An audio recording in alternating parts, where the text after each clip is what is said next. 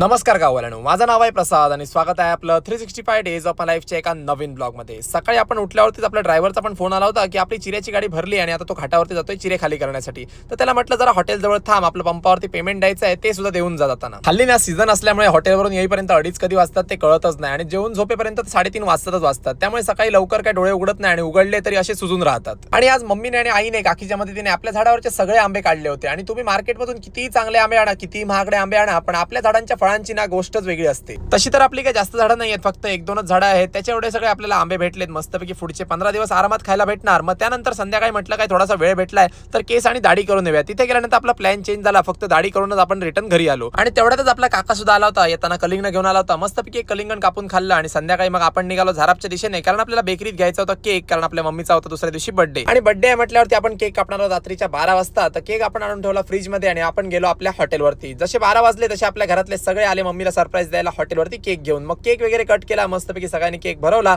So finally असा होता आजचा आपला दिवस। आणि तुम्हाला व्हिडिओ आवडला असेल तर व्हिडिओला लाईक करा, शेअर करा आणि आपल्या चॅनलला नक्की सबस्क्राईब करा। थँक्यू।